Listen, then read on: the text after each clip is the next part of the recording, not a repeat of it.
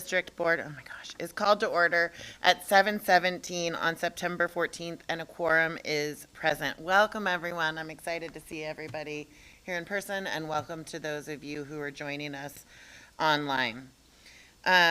First order of business is the meeting agenda, which has been posted to Board Book. Are there any amendments needed to the agenda? Hearing none, can I get a motion to approve? I motion to approve the agenda as is. Second. All those in favor, raise your hand and say aye. Aye. Aye. Opposed? All right, it is a unanimous, I'm assuming, because I can't see David. Can we pull him back up here somewhere? Thank you. The agenda will stand. So next up, we have the opportunity to vote to approve a new CSD governing board member, Mr. Roger Gregory. At this point, I need a motion to approve the appointment. I motion to approve the appointment of our new CSD governing board member, Roger Gregory. Or did I say that wrong? Gregory Roger. Roger Gregory. Okay, sorry. I'll second. Fantastic. Let's go through discussion, and I will go through, and we'll go around the room. Any comments, questions? No comments, questions. Thank you. Yep. Director Andrews? No, no questions.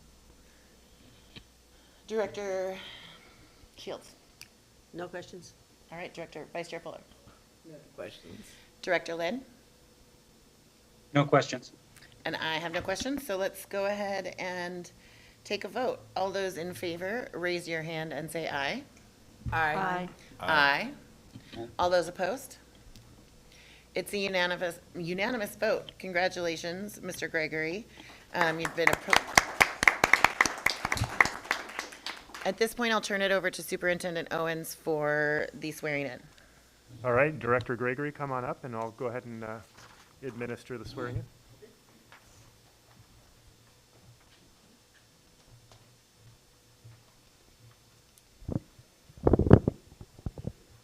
All right, so you get to raise your right hand and then repeat after me. So I, Roger Gregory, I, Roger Gregory, do solemnly swear Do solemnly swear that I will support the Constitution of the United States that I will support the Constitution of the United States and the policies of the Centennial School District. and the policies of the Centennial School District. During my term, During my term, I will faithfully and impartially I will faithfully and impartially discharge the responsibilities of the office discharge the responsibilities of the office to the best of my ability. to the best of my ability.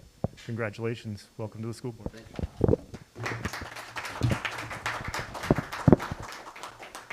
We'd love for you to join us with a seat at the table over here next to Director Shields, if you'd be so kind. Hey, I'm also these pictures too. I'm sorry, also the pictures too. Okay. Oh, that's so exciting. This is the first time in a while we've had a full board. So, next up, we've got our introduction of guests, which again, I will turn it over to Superintendent Owens. Great. Thank you, Chair Selewski. We've had a busy summer. We've done a lot of hiring, and we've hired a lot of good people. And so I'm happy to introduce some of those people tonight. You also have some other administrators that are on the agenda for approval tonight, and we'll introduce those folks the next time. So let me go ahead and start with first, and let's have him come up over here, our Chief Communications Officer, Albert Rosales Correa. So you met him at the board retreat, but I wanted to be sure to provide a proper introduction of Albert Rosales Correa, our new Chief Communications Officer. With over 15 years in the field of public relations and communication, Albert has built a reputation as an experienced and trusted spokesperson, an expert in communication, and in building community partnerships. His career spans a variety of fields, including education, medical, city government, and business. As the communications officer for Harlandale Independent School District in San Antonio, Texas, Albert's work included planning and executing the district's communications plan, managing and monitoring media marketing campaigns, developing district branding, and serving as a liaison for district communication. He previously served as Senior Projects Manager for the City of San Antonio Planning Department, Multimedia and Bilingual Communications Coordinator for Spring ISD, and the Communications Officer for Hidalgo ISD in Texas. He was also the Multicultural Outreach Coordinator and radio producer for Austin ISD, a Public Relations Supervisor for Zimmer Biomet, a photographer and journalist for Texas-based bilingual newspaper, Rumbo Newspaper, Mex America Media, a CTE instructor at South Texas College, and an international communications consultant. Albert's thrilled to take on this new role and to ensure Centennial School District's communications are two-way conversations between the district, its families, and our community stakeholders. He's a firm believer in timely and transparent communication and as a means of establishing a foundation for trust for all involved in the education of our students. Albert has a Bachelor of Arts in Communications Broadcast Journalism from University of Texas Pan American, a master's degree in communications from University Incarnate Word. He is a member of the National School Public Relations Association, the Texas School Public Relations Association, and has also served on the Special Olympics Sports Area Management Board. I will allow Albert to share anything that I didn't just share in this long and lengthy introduction. Thank you so much. I feel quite welcome to the community. I've been blessed to start meeting a lot of social families and campuses, and I'm really excited for the opportunity. Great.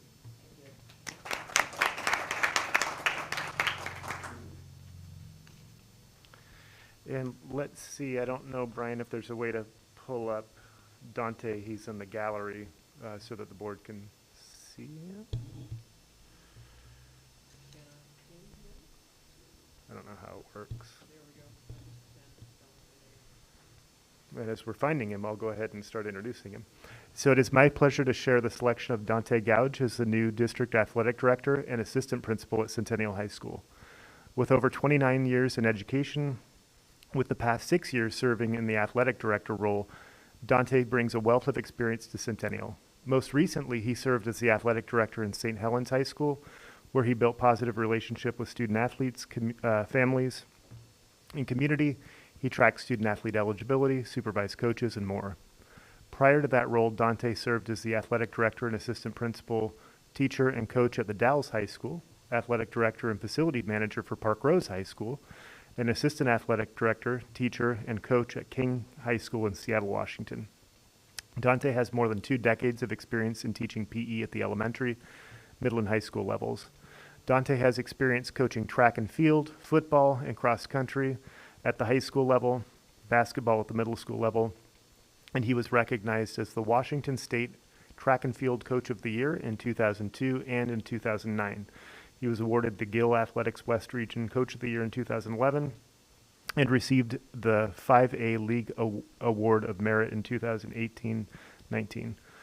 Dante has served as the president and treasurer of the Northwest Oregon Conference League in 2021-22, which is the conference that Centennial has joined this year, so that's an important acknowledgement. Other leadership opportunities include president of the Washington State Track and Field Association from 2008 to 2015, vice president of the Washington State Coaches Association from 2014 to 2016, member of the WIAA State Track and Field Planning Committee, and the Interleague Council representative for NWOC.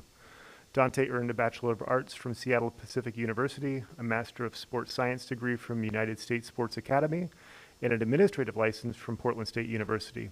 He is a National Interscholastic Athletic Administrators Association Certified Athletic Administrator and received certification from the National Federation of State High School Associations. There's a lot of acronyms here. So without further ado, and if there's any more than the thunder I've already stolen from you, Athletic Director Gouge, we're happy to introduce you and appreciate the expertise that you bring here to Centennial. I'm excited to be here. It's nice to be able to listen in and kind of continue some of the traditions that some of my predecessors, Brent Childs especially, have started here with Hall of Fame and things like that. And we're really excited to bring back Centennial traditional homecoming this year with full parade, full fireworks show, and festivities. So it's going to be exciting the next couple of weeks. Great. Thanks so much.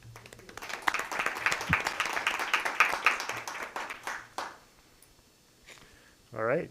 moving along, Brian, I don't know if you can pin Diane Regis here. All right, I'd like to welcome Diane Regis as the new assistant principal of Powell Butte Elementary School. Diane succeeds Jared Austin, who took on the principal position, and I see Director Harden nodding because she's also a former Meadows Elementary teacher. Diane is a lifelong Centennial community member, alumni, and employee who has served our community for many years in varying capacities. Most recently, Diane served in the role of student success behavior systems coach, providing facilitation and support for the implementation of multi-tiered systems of support, including professional development, analysis of student data to support strategic interventions, and collaboration with specialist teachers, students, parents, community partners, and administrators. Before her role as coach, Diane served as Powell Butte's previous assistant principal, a summer school administrator, and was an elementary school teacher in the district for 16 years. Through those experiences, she brings a strong understanding of the job, our district, and the Powell Butte community. As elementary assistant principal at Powell Butte, Diane spearheaded, defined, and implemented student academic achievement standards in line with district goals for culturally and linguistically diverse student populations. She also partnered with the campus principal to administer school programs that align with the district vision and goals to provide positive, high expectation academics student environments. Diane also led the implementation of Shadow Project Sensory Room at Powell Butte and helped facilitate and lead the Tier 1, 2, and 3 teams at Powell Butte Elementary. Diane prides herself in being part of the Centennial Educator Effectiveness and Math Leadership teams, the Coalition of School Administrators Equity Advisory Board, and Administrators of Color, and for her work in the State Deputy Superintendent's Advisory Council. So Diane brings a lot to the table, and it's a pleasure to welcome her back to the Centennial School District Administrative Team.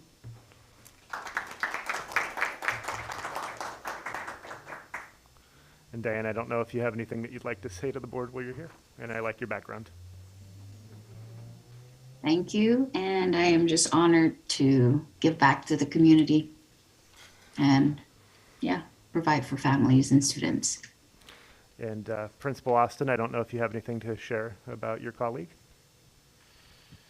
Of course. We are super happy to have Diane back in the role as assistant principal at Powell Butte Elementary. She always puts student first, and we are lucky to have her and excited for her to be in that role this year. So thank you, Superintendent Owens. Great, thank you. And you're here to support her, right? I introduced you previously, right? Okay, make sure we're good. Okay. Got a lot of introducing tonight, so I want to make sure we're good. All right, and so last but not least, for administrator introductions is Nathan Buck. So Brian, if you can cue Nathan up. Great. So it's my pleasure to announce the appointment of Nathan Buck as the interim principal of Centennial Middle School.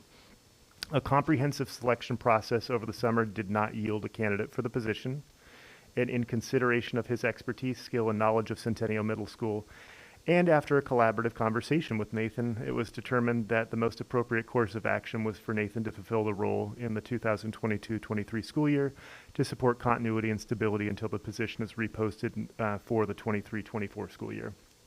Nathan is poised to assume the principalship at Centennial Middle School. He served in the position at Centennial Middle School as the assistant principal for the last 3 years. Prior to his hire in the Centennial School District, he worked in the Hillsborough School District for 12 years, 9 of those years as a Spanish teacher at Century High School, and 3 years as the dean of student at Century High School, and then he worked at Hillsborough High School in the same position. As a dean of students, he led the creation of freshman teams at Century, as well as the implementation of professional learning community for the dual language program teachers at Hillsborough. While at Centennial Middle School, Nathan supported the coordination of the bond renovations at CMS, brought art and art media to CMS beginning this school year, collaboratively led the work to bring basketball back last year, and is currently working to bring boys and girls wrestling to CMS, and supported the transition to distance learning and then back to in-person instruction. Nathan has a Master of Arts in Teaching from the University of Portland, where he also earned his initial administrator license and his ESOL bilingual endorsement. He has a dual major from Gonzaga University, a Bachelor of Arts in Spanish and Bachelor of Arts in English, and studied at the Center for Modern Languages at the University of Granada in Granada, Spain. Nathan grew up in the Portland metro area, has 2 children, Andrew 7 and Samantha 4, and enjoys running, cycling, and camping. We will re-engage in the selection process in the winter of 2023 for the permanent principal position. And in the meantime, we're excited to have Nathan continue his leadership at Centennial Middle School, so please join me in congratulating Nathan.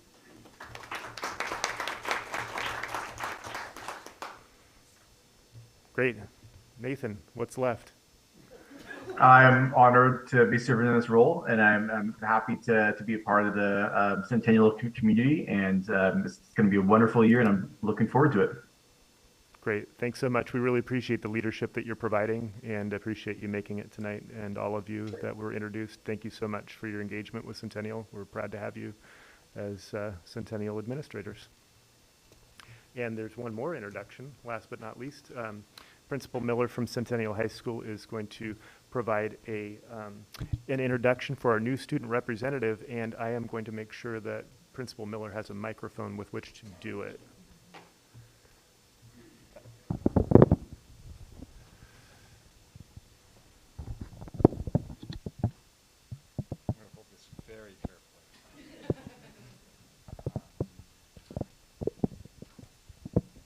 As the principal of Centennial High School, it is my pleasure to introduce our new Centennial High School student representative, Edward Nirani Begard.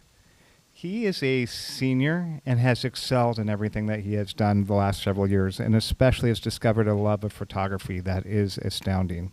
His plans after he graduates is to attend Pacific Northwest College of Arts, where he wants to freelance photography. And then his goal ultimately would be to work at ESPN in photography and to excel.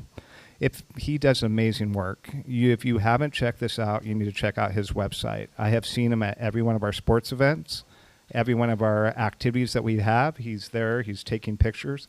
Some of the best photography I've ever seen. If you see my weekly update, you'll actually see behind me, I steal his pictures all the time because they are that good. And so he is super talented, and you want to get his autograph now because he is going to be excelling in this field. And so just extraordinary with that. His goal for serving on this the school board is to be a student voice and to bring the perspective of our students here to the school board. I asked his permission to share this. His last name means he's not forgotten me, which is just astounding. We are so glad to be having him serve as our student representative. He is representing Centennial High School in the best tradition of what it means to be Eagle. Is there anything that you would like to add?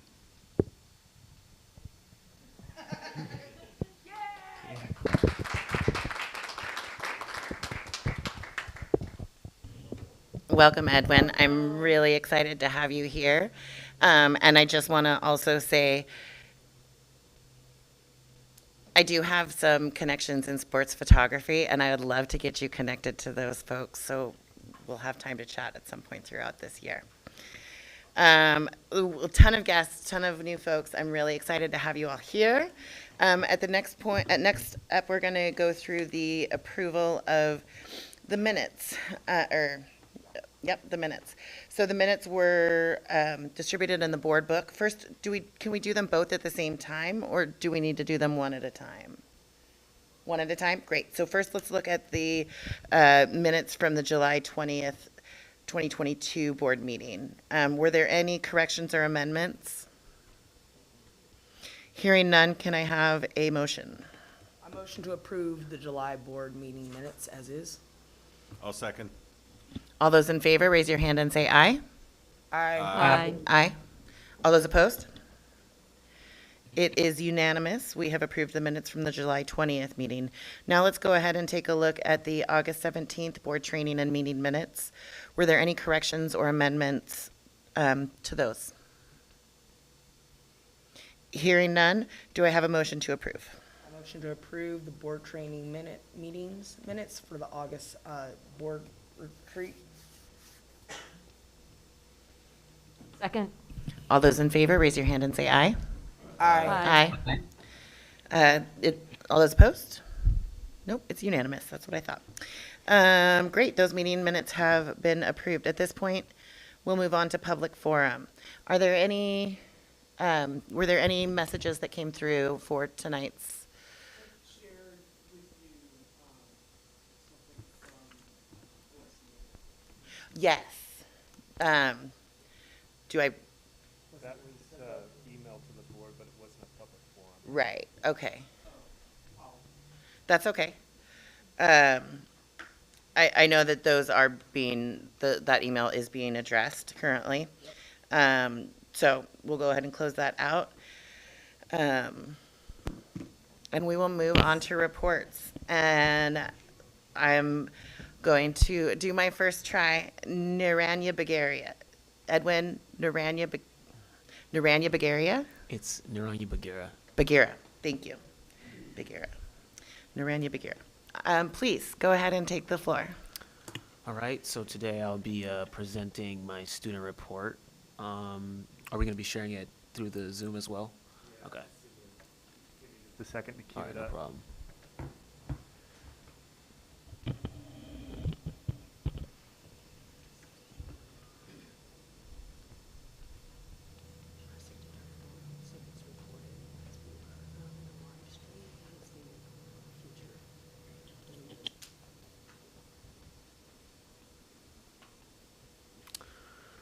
All right, we're going to move on to the next slide.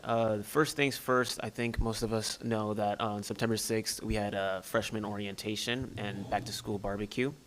Class of 2026 had their first CHS assembly, and they were given general tours and general information about what they need to know about at Centennial. After experiencing their classes and attending their first lunch, they participated in a club fair where most of the clubs at CHS had a booth and were able to give information on the various clubs available at Centennial, and then gave students the opportunity to apply for the said club. And then we finished the day off with the back-to-school barbecue, which was organized by Mr. Miller and the student council. And student council deemed the barbecue a success, and overall it was a successful freshman orientation day. Next slide. September 7th, we had our back to school for the rest of the district. Seniors had senior sunrise, which was the first thing of the day for seniors and student council members. Then we held our first real assembly in about 3 years, which was absolutely packed. There was a lot of energy in the gymnasium, and it was just an overall great time. And then after that, students got to experience 1 hour, 10-minute class periods now that we've moved to trimesters. How did that go? It was very, I mean, I can't speak for everyone, but I am enjoying it, and the people that I connect with are enjoying the 1 hour classes. We get more done. All right, this week, students are experiencing their first full week of school, so all the interesting schedules for Wednesday and the long days. As well as beginning their first lessons in class, as the first week was mostly just introductions and getting settled in. We're actually beginning to learn and begin our lessons for the unit. And then student council this week is working on organizing homecoming week and all the fun events planned for that week. All right, and then next week, the 21st will be a big day. Wednesday, we'll be having our homecoming assembly, where we'll be announcing homecoming court winners, Spirit Week themes for the first Spirit Week of the year, and then reestablishing home game etiquette. The week of September 25th is going to be homecoming week, a big week for Centennial. We're going to have our first Spirit Week of the year. September 29th will be Powder Puff, which is where juniors and senior girls get to participate in a flag football game. And then, I guess, male juniors and seniors get to cheerlead. And then September 30th will be our homecoming. We will first begin with the homecoming parade. I think it's going to be our first one in 3 years. Homecoming football game will be back, and we'll be playing against Forest Grove. I forgot to include this in the PowerPoint, but we'll also be having the tailgate will be back this year. And I believe the fireworks show will also be back. And then after the homecoming game, we will be having the homecoming dance, which will be available to CHS students. Sports update. As we know, Centennial moved to the 5A conference this season. we've had a bumpy start, but I think there's a lot of potential in all our sports. Volleyball is currently at a 1-4 record. We beat Milwaukee after coming back from a 2-0 deficit a few weeks ago, which was a very big game. Football, varsity football, has had a rough start, 0-2. We'll be heading to Bend on Friday. Boys soccer has a 1-1 record right now. We beat Sandy 2-0, and we lost to the undefeated Westview on Monday, and they'll be heading to McDaniel on Thursday. Girls soccer has a 0-3 record right now, but we will be playing against Reynolds tomorrow at home. Boys and girls cross country. I'm not too sure how cross country works, but they all completed their first meet on the 7th. I don't know if you win cross country or not. Do you just you finish? Okay. All right. And with that concludes my update for the first half of September for CHS. Is there any questions? So Edwin, maybe it's Maran who answers. It appears to me that you're playing schools that are in the 6A league, Reynolds and what's there going are. on? When I look at OSAA, I'm not too sure. We might have to ask Dante about this, but it looks like the 6A schools that we play are out of league games, so it's like an exception that they make. But it only appears that only happens for soccer, it looks like, and then cross country. But But I football. thought you said who did you say we played volleyball? Oh, we played Milwaukee. Oh, okay. Milwaukee High School. Yeah. Yeah, and football too. It's the first couple of weeks of the year are out of, preseason that are out of league. Oh yeah, we played Reynolds and I believe Gresham for the 7-on-7 games, which were preseason games. Okay. All right. Thank you. My question, first off, welcome. I would love to hear from you on what you are hoping to gain from being in this representative position, from us as, working relationship with the board and different things like that, and what you would like to bring forth in terms of your experience. One of the things that really motivated me to apply for this position was getting student voices out. Jesse Fonseca was a great friend of mine. He's the one who recommended that I take the position. And just being a part of such an important group of individuals, especially within my community, and hearing and getting to provide a voice for my peers and my community, that's what really motivated me to get involved in this position. And the thing I hope to get out of it is just hopefully to learn from all of you, and hopefully you can all learn something from me about how to make Centennial better while I'm here and when I'm no longer here. Well, thank you for that. We do value your experience and as a representative for students. So I do look forward to working with you. As do I. Thank you so much, and I really am excited to have you here and get to hear more about your voice and the voice of the students. So, welcome. Excellent. Next up, I'm going to turn it over to Superintendent Owens for the superintendent's report. Great. Director Harden, did you have a hand raised? Oh, I apologize. I'm so sorry. It was a simple question. What was the home game etiquette? Just we're making a video just for social media to remind students how to act at home games. Participate in cheers, sit in the student section, keep the school spirit in the bleachers and off the field. Just how to act, how to be respectful at home games. That's yeah. Thank you. No, I apologize for missing you. Now I'll turn it over to Superintendent Owens. Cool. Great. Just a moment.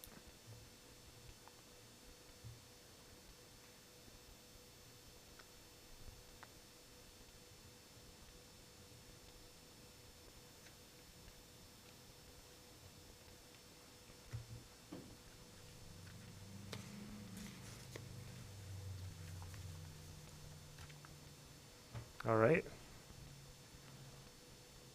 I like that slide deck that Edwin had. I might need to step it up a little bit. It's a little bland in comparison. All right, so as Edwin indicated in his report, school is now underway. I had the opportunity to visit each of our schools on the first day, and there's nothing like the excitement of a first day of school, so it was good to be able to share in that enthusiasm with staff, parents, and students. The highlight for me was having the opportunity to hold the door open for the middle schoolers at Oliver Middle School on their first day. Not only is that the beginning of the new era for the Oliver community, but it's also the culmination of the hard and important work that was accomplished in converting Oliver to a middle school, transitioning sixth graders to the middle school level, and then the comprehensive boundary adjustment process that was done this past school year. On Friday evening, I had the opportunity to attend the Centennial High School varsity football game against Ridgeview High School from Redmond. And while the final score was not what we had hoped for, I did enjoy hearing the game called by our very own Director Harden, and was pleased with the school spirit that was on display by the cheer squad, dance team, and student section. It looks like maybe there was some etiquette that was already practiced at the school because it was really organized and positive, and it was good. Homecoming, and this was spoken to by Edwin already. Centennial High School homecoming game is coming up at the end of the month on Friday, September 30th versus Forest Grove. I'm happy to announce that we are resuming our homecoming parade for the first time since 2019. On that note, Board Secretary Jordan has passed out athletic passes for each board member, so make sure that you take yours by the end of the night so that you can have admittance to the homecoming game. And I will also pass it over to Principal Miller to share any additional details he might like to share about the planning for homecoming, because I know that he's been involved and there's a lot of details that are happening to make that go well. Yeah, and as Superintendent Owens already stated and would also pointed out, we are so glad to be coming back to the homecoming traditions. What you guys know is an integral part of our community. And so besides some of the ones that were just mentioned, I also wanted to point out that we've reinstated the homecoming coloring contest. This is for our elementary schools where they actually color, and then they turn that coloring contest in. They get selected. They get to ride the homecoming bus in the parade, and they get into the homecoming for free. And so that's one of our traditions that we've had that goes back many years. And so that those contest coloring forms have already gone out. We're already starting to get some back. It looks like the preliminary turn-in this year is higher than it has been in recent memory. And so it is cool that this isn't just homecoming for football, but this is homecoming for our community and celebration, especially after the last several years. It is good to see our community coming together again. Likewise, our ASB and student body are doing an excellent job. We're not only doing our traditional homecoming decoration of our hallways, where each of the hallways are decorated by a different grade level at the high school, but we've also this year individualized that where each of the advisories are doing door decoration. So if you come to the high school, and you're more than welcome to check it out. We're also going to be putting pictures on the internet so you can see it. But students are getting ready. They're designing to take pride in decorating the school and their advisory doors, and that pride. And then part of that contest is going to be figuring out what grade level is the winning contest. And if you went to Centennial High School, you know what a big deal this is just for the bragging rights, if nothing else. Then on Thursday, September 29th, we're glad to also announce that we brought back Powder Puff. And so if you guys would like to come, you're more than welcome. And so the juniors will be playing against seniors this year. And so it's always an exciting time for Powder Puff. And as Superintendent Owens already stated, on Friday we'll be doing the homecoming parade coming out of the Powell Butte parking lot starting at 5:30. We are doing the tailgate also starting at 5:30 down by the stadium. There are many activities and athletics and different community and student groups that are already planning out great tailgating events there. So make sure to check it out. And then, as already mentioned, the homecoming game is against Forest Grove. Personal note: my brother teaches chemistry at Forest Grove, so we have to beat him. You know that's a no-go here. So, yeah, we're going to do a little video conference. There's already a little back and forth here going on. So, just so you know, that's going on. And then on Friday, again, we brought back the fireworks, and there'll be fireworks not only at halftime, but at the start of the game as well. And then we'll be crowning the homecoming court, and then there'll be the homecoming dance after that. So again, a lot of celebration, and it's happy to be back. Will there be safety protocols for the fireworks, just because I know it was a dry season? That is a great question. We are using a company that we've used before that, and it's a professional company, and they've already got to the permits and then worked. And it's always, we're also going around and making sure the neighbors know, because it's hard when you live right next to the school, Yep. but it's also about being a good neighbor. Thank you. Thank you. I have a quick question as well. Is the parade the one where all of the elementary schools gather and then parade through? That is such a wonderful tradition. We've been doing it with my kids since they were little, so I'm really excited to see that come back. And please, we hope that all of you will be part of it. And then each of the clubs and activities are doing floats this year, and they're being, so there'll be a lot of fun coming out of that parking lot. So you are definitely invited to be part of that. Cool. Thank you.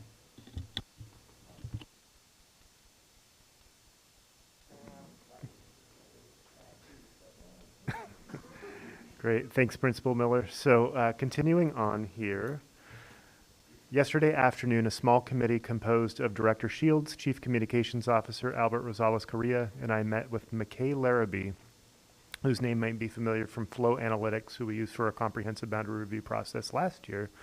And so what we did with her this time was we reviewed springboard designs of the updated school board zones. Every 10 years, school districts need to review their board of director zones to ensure equitable geographic representation. As you're likely aware, Centennial has 7 board members, well, at least we do now, which is great. 3 members representing geographic zones and 4 members at large. Over time, those 3 geographic zones can become unbalanced, which has become the case in Centennial. Currently, the population deviation between the board zones is 11%, which exceeds the acceptable deviation range of 10%. In particular, due to the growth on the south side of our district, Director Andrews' zone of Zone 3 has become the largest in population. Through the small committee that we convened and the work that they did together, we developed a consensus scenario with a population deviation under 2% across all 3 of those zones. And at our board work session on the 28th, McKay Larrabee will join us to review the recommendation that was worked on by the committee for board review and approval. And Director Shields was on that, and I don't know if there's anything that you want to share at this point. Just that it's the census that gives us the data to help us make those decisions. And as usual, McKay did a really wonderful job of preparing the materials for us and for our workshop. So looking forward to sharing that. It's pretty easy to understand since we've gone through the boundary with the middle school. It was so similar. It was just like, oh, okay, we've got this. Do you know if the people who are representing zones will still live in the same zone that gets realigned? Yes, that was one of the things we took a look at in the process, and David and Jess, and Director Lynn and Director Harden and Director Andrews, you were all well within your zone and established, so that is not an issue as far as bumping current board members out of zones. Good question. A quick plug here. This Friday, I'm scheduled to attend a ceremony at Multnomah Education Service District, and this might be exciting for Brian Hickerson too, to celebrate the completion of the modern K-12 fiber internet network connecting schools in the Portland metro area. This modern mesh network will bring internet speeds up to 100 gigabits, serving our community for years to come. So looks like there's a big fiber optic increase in network speeds, and so hopefully that benefits our students and educators in being able to serve students. This is an exciting one to share. I also wanted to share that the Centennial School District has met the Community Eligibility Provision, or CEP, which allows all Centennial schools to be able to provide free meals for its students for the next 4 years. This means that students at each of our schools are eligible to receive 1 healthy breakfast and 1 nutritious lunch at school at no cost to their household. This is particularly important as food insecurity is an issue that has a significant impact on our community. Parents do not need to complete any application to participate in the program. Schools that adopt CEP are reimbursed using a formula based on the percentage of students who are normally certified for free school meals without an application, such as students who participate in Supplemental Nutrition Assistance Program, foster, migrant education, or students who are eligible for McKinney-Vento. By participating in CEP, Centennial qualifies to participate in Oregon Student Success Act-funded CEP incentive program. The Oregon CEP incentive will supplement the federal free reimbursement rate, allowing Centennial to be fully reimbursed for 90% of all meals, with the remaining 10% being reimbursed at a lower federal paid rate. Overall, total reimbursements are anticipated to fully fund the program. The ability to provide our students with free meals, including breakfast and lunch, helps eliminate a barrier for students to be able to focus on their learning without concern about having food for their school day. I have a question about that. Yes, absolutely. It's fantastic. Is the limit of not having families fill out those free and reduced lunch applications, does that limit any funds that are coming to us for any other reason? That's a Like, good do we still question. want to have families fill those out, even if we know that they don't need to? I know what you're asking. Do you happen to know, Director Southerton, not to put you on the spot? So generally, no, we will not be negatively impacted by going the CEP route because it's based on the direct certifications of folks that are participating in other supplemental programs with Okay. government entities. So that data will still be collected, it's still transmitted to us, and we still are able to capture that rate. What is not captured is the folks who only fill out free and reduced paper copies. So there is a minor drop off potentially, but overall, we don't feel like we'll be impacted, and Okay. CEP is widely used in our community, and I'm not aware of any negative impact. Awesome. I also went to CEP a few years ago. This is fantastic. Thank you. It is. It takes another worry away from our community and makes sure that our folks, our students are set up to learn and have the, the nutrition they need. And breakfast the morning of, not the night before, Yeah, is we're- huge. yeah. I know that my kids are thrilled. I have one real quick question. I know that a farm actually outside is going to be hosting field trips, and I didn't know what the process was to get that possibly accepted. They're looking at for fall or spring, whatever, but I don't know what our process, but I thought that would be really cool, especially since we have that program, but also for them to learn where the food is coming from, how to grow it, and really nurture the land that's it comes from. Yeah, and I don't know if you want to address that, Director Southerton. We have a new position that we added, which is a head chef and also a healthy school individual. So that person could potentially help, look into that and coordinate it. Yeah, I think that's a fantastic opportunity to connect, the food that our students are enjoying in our schools, but also learning where it comes from, learning the connection to the community. It's a great educational experience as well. So, yes, if you could share that information, I'd be happy to collaborate with the school administrators to see where it fits in with their educational model and field trips. Perfect. Thank you. Great. And finally, this is a busy week for those of us that are engaged in the improvement process for our district's facilities. Tomorrow evening, we, the Bond Oversight Committee, will convene its quarterly meeting. As a part of our meeting, the committee will meet at CHS and tour the pool and the tennis courts, followed by a trip to Centennial Middle School to look at the vestibule entrance, science classrooms, and media center.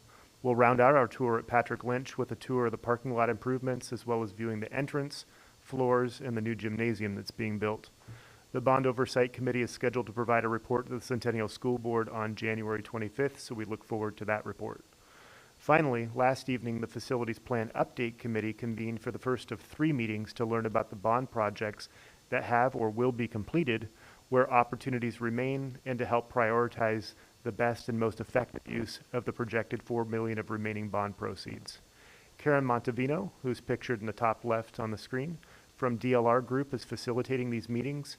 As you're likely aware, DLR is a highly regarded firm with an extremely high success rate in facilitating planning projects that result in successful bond campaigns, including the Centennial 2020 Capital Bond Projects Bond. Directors Andrews, Shield, and Hardin are liaisons to one or both of these processes, so I'll offer them the opportunity to share anything they might like on these topics. And without any further ado, this concludes my superintendent's report.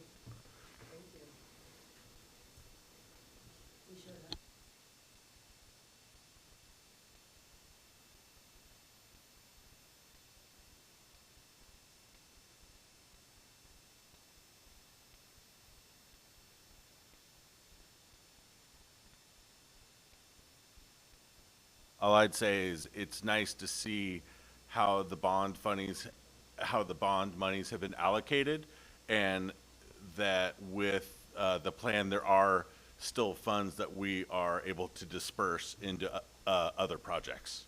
So it's a great success and great utilization of the monies that we've gotten from the community.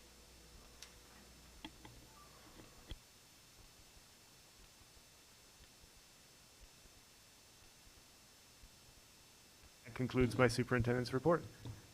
Thank you so much. Next up, we have a report from Dr. Katsuda. Would you like to introduce? Great. So Dr. Katsuda is going to join us here, and she is going to present information about recruitment and retention. Obviously, workforce challenges are something that we experience here in Centennial, across the industry of education, and across industries just in general in the nation. And so it's important for us to be on top of that and to make sure that we are using and utilizing the most effective recruitment and retention processes that are possible. And so Dr. Katsuda has worked hard on those and is going to share with us as we start the school year what strides we've taken in terms of making sure that we have appropriate staffing for our students. And looks like she's having a little bit of a technology difficulty, but as soon as she's set up, she'll share information with us about our efforts.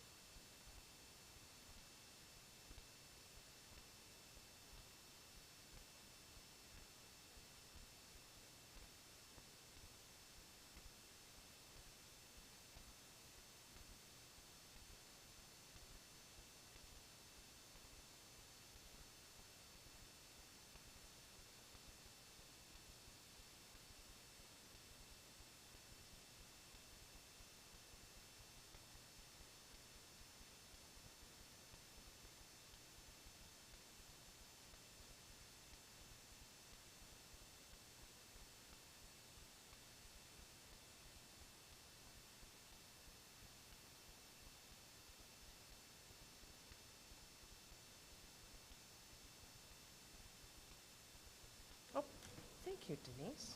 Glad I turned that on. And so to start off with, I'm going to share some data from last year. I think that's important as we look back to look at the trends that occurred over the course of the year, so that we hopefully can anticipate and hopefully, we don't see similar trends or the extreme of those trends, but we can anticipate where some of the needs might be at various times during the school year. And so right here, you'll see a comparison. Let me move my icon over here. Here you see a comparison between last year from September to January with the previous year pre-COVID times. And I just sort of share this with you so you could see the significant impact COVID had and a variety of other things had on staffing last year. You'll see the filled and unfilled rate for substitutes across various positions there last year. And then, of course, the bottom section there you see labeled as September 2019 to March 2020. Thank you. All right. Additionally, green means good, but in that case, if you look, you can see fill rates in the 90 percentile previously, and then you just see a horrendous fill rate, honestly. I say that, but it just is when you look at the top rates that are there. Absolutely. And so, for those of you who experienced last school year with us, we started the year significantly short-staffed. And then to compound that issue, then we didn't have enough substitutes within our absence system there and through our absence contractor to fill some of those positions. This year looks significantly better. However, I'm monitoring very closely and want to be prepared as much as possible, obviously. On this particular slide, you see fill rates by all positions, so this includes licensed and classified, total absences by month. And the green dot you see there across the bars, month-long vertical bars there, represent the absence fill rate there. Right. So as you can see, the fill rates are significantly low across all the months, particularly dropping, if you could see beyond my screen sharing icon there, particularly dropping in January. And so as I look forward to this school year, very much hopeful. However, January historically, when you look back at all the absence rate from year to year, even when absences weren't very high, January had a higher absence rate than other months. And so I'm considering that as we look forward to preparing for the year. All right, this slide shows licensed and classified absences across schools for the months of September through last January. And again, this is the height of the Omicron variant. And you see here sort of and again, gray would be the unfilled positions, dark blue would be the filled positions, and light blue would be the total absences between those two there. So you can see the comparison between the gray and dark blue. That's what we were analyzing throughout that particular time. And so we know, generally speaking, that Butler Creek had high absence rates and high unfilled absence rates. Centennial High School, being the largest school with the most staff, did a fairly good job last year collaborating internally to fill a lot of the positions. Teachers were able to sign on during prep periods to pick up classes that didn't have teachers during those times. And it was amazing how they rallied and came together to make sure that this school day was, this school was addressed for students. And also, in addition to that, let me see here, Powell Butte and Patrick Lynch had some higher absence rates and definitely higher unfilled absence rates there. So again, we'll be looking at all schools, but paying attention to the schools we know historically have had some higher rates there. Say again what the unfilled absence, what that means again. Unfilled absence means that a teacher or classified staff member is absent and we were not able to fill it with a substitute. Thank you. Yeah, that's a good question. Thank you. So again, this represents total license absences for those particular months that we've been talking about. You can just see it's about a third of the absences between January or September and January of last year were not filled.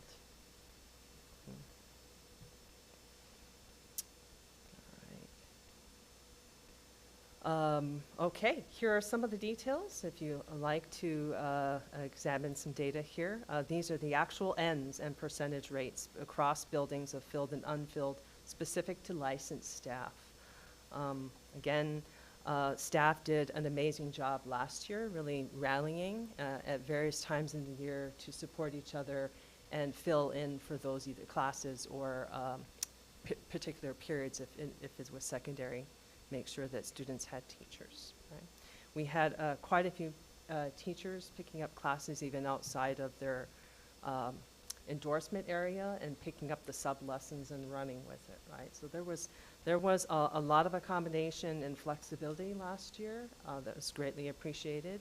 And we're looking forward to, and already this year it is phenomenally better, significantly better, and but we know that the staff has that level of care and has made it possible for us to keep schools open.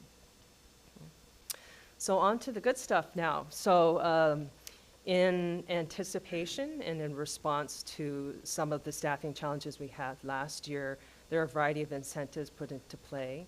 And Paul and I have worked, collaborated closely on this and working with our unions and making sure that we have information out there. So there's a hiring incentive in place right now for hard-to-fill positions. A lot of those positions were reflected in the previous slides, the data slides I shared with you, and they're listed there. Last year, those positions rose to the top as the positions that were least likely to be filled over the course of the school year. And so we're offering a $2,000 hiring incentive for those positions, which in that hiring incentive expires on March 17th of next school year, which allows for folks hired in those positions to be in those positions for at least 90 days. So it's hiring and it's a retention, sort of a combination. There is a referral incentive for Centennial employees who refer hired candidates for those particular positions. And so if they're successfully able to refer someone, then they get $1,000. And we had instituted an appreciation and retention bonus last year, if you recall, and I thought I'd bring that back up because it extends into this year. Part one of that appreciation and retention bonus was for $1,300 for folks employed on or before May 31st of last year. And part two then is instituted for this school year, employed on or before October 31st. So they get $700. So staff who are with us over the course of this entire period would get $2,000. Are there questions about that before I move to the next slide? So I want to thank Director Southerton for supporting and collaborating and making sure that we're all on the same page and we're doing that in a fiscally responsible way. So I wanted to share a little bit about recruitment. We are engaging in continued outreach to promote our available positions, including all of the hiring and recruitment incentives that I shared in the previous slide. We have increased the substitute classified pay rate and for non-ESS contracted positions. We have posted and have hired for many of our building-based teachers. And these are positions that are district employees. We also have ESS, which is our substitute contracting service. We have building-based positions through that service as well. So we have two kinds of building-based positions. One is a district employee, and one is an additional sub through ESS. And through that, we're hoping that if it so happens that we have a sub shortage, that we can use those folks to easily shift and move into those positions there. Yeah. I'll just add that with those positions, that's an extra individual in the license, and I believe we have some that are performing classified work as well. Yes. In the building, that if they are not subbing, they can provide intervention support for students, but if there's a substitute need and it's not filled, we don't have to necessarily scramble as much. We have a person at least in the building who could plug right into that position. Yes. That's already predetermined and set. Yes. And actually, I'm glad you mentioned that because it shouldn't just say teachers, it should say teachers/classified employees because we have building-based classified substitutes hired as district employees this year as well. We do have a few of those positions open and we'll be continuing to promote those. We are also working with our substitute contractor, ESS, and met with them a few weeks ago. And they have a timeline from us in regards to various community events that are specific to Centennial. And they had shared that in their practice, promoting substitute positions at specific school district community events has been very successful in getting folks to sign on to be subs. And so they have that, and they're going to be working with us to not only promote through those events, but other community-based events to increase the number of substitutes they have. And I have been working with a number of our higher ed institutions to support a variety of creative licensure strategies to make sure that folks who are almost licensed know what their opportunities are as far as being hired within the district. We do have a number of creative and yet ethical transition plans to support folks who are going to be in those positions eventually, but just a few steps away. Okay? And as far as retention goes, we were awarded a grant, House Bill 4030, $782,000. That grant will be pivotal and already has been in supporting a variety of retention efforts is supporting a more expanded mentorship program in the district. And as you all know, being supported as a new employee, particularly a new educator, is extremely critical and effective in retaining folks, supporting their feelings of self-efficacy. And so we're using those funds not only to support that program, but a variety of other retention strategies, as well as revamping our hiring practices, our recruitment practices. A significant portion of the grants also being used to support strategies to diversify our workforce, which includes a variety of affinity group activities for staff of color and linguistically and culturally diverse staff in our district. We are coordinating with Multnomah Education Service District, MESD, and this is more of a long-term retention approach on a program called Grow Your Own, and it's recently been retitled. I'll have to learn about what that new title is, but also it's another educator diversification program. And so they work with us to promote staff who are in the district, primarily paraprofessionals or classified staff, and support a pathway towards being an educator, a licensed teacher in the district through a variety of financial supports, as well as advisory supports as they enter education programs, licensure programs. Right? And then we have also intentionally increased inclusion of classified in our professional learning.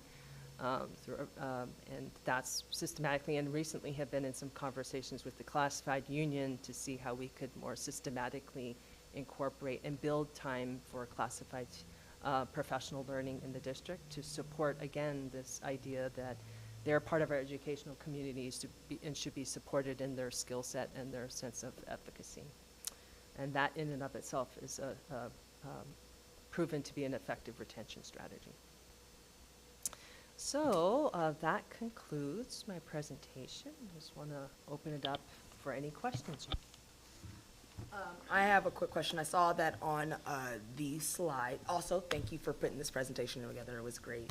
I saw on the slide, the second to last one, about the community events, and I saw that sporting events were on there.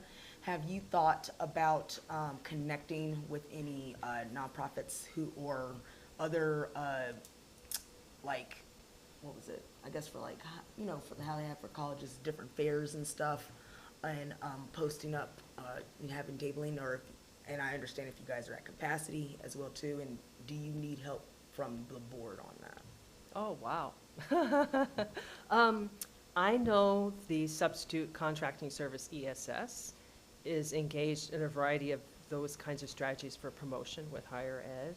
On our end, we're doing what we can, and our efforts have been specifically digital through social media and such, but I'd be happy to engage in conversations if board members want to support our efforts around recruitment and hiring and so forth. That's great. Yeah, absolutely. Thank you so much. Any other questions? Any other questions at this time? Fantastic job. Thank you, Dr. Kasuda. Next up, I would like to introduce Amanda Kasab, the CEA president, with the CEA report. Can we get Amanda pinned up there on the screen, please? Hello. Good evening, board members. As you know, my name is Amanda Kasab. I'm a middle school teacher, social studies teacher, as the Centennial Education Association president, a member of the Centennial community, and the proud parent of a student at Meadows Elementary. So I appreciate the opportunity to share about the educators' experience at Centennial School District. Within CEA membership, frustration with district administration is at an all-time high. While I had initially expected to speak about the lack of communication, support, and resources we face, however, when I opened tonight's board meeting agenda and saw the summer school administrator incentive for $5,000, I felt frustration. Today, I've been fielding many angry messages from educators who feel that this is a misuse of funds that should instead go to student success. It is another example of district administration not genuinely collaborating with its employees who know classrooms best, not engaging with the community, and instead using resources for what makes sense to administrators, creating a culture of decisions made from the top down, often missing the mark for what employees and students genuinely need. Whether it's been planning for the move to remote learning, the use of millions of SSA funds and federal relief funds, safety issues and logistics, or currently the rampant staff shortages, district administration makes major, often ill-informed decisions in isolation. Ideas that would go much better if they developed them with people who do the work and know school logistics and student lives best. Instead, bad ideas get developed in the central office, pushed out, and staff and students have to react to the consequences. Educators do what they can for students and to keep things running, but it's frustrating. Educators at all levels and areas are getting burnt out and leaving Centennial. District administration's approach to assembling our multiple calendars significantly changed from what was collaborated on last spring. Errors and lack of administrator understanding has created confusion and an increased lack of trust between educators and administration. I had hoped collaboration and communication with district administration would improve this year. However, we again find ourselves waiting for days or weeks for response to simple questions, and often when responses arrive, they lack substance. For a district that says it values equity and says they want to be a destination district, it's been district's administration's standard operating procedure for 7 years now to push new initiatives out, top down, with no collaboration, often ignoring best practices, and without sufficient planning to create effective educational structures and learning.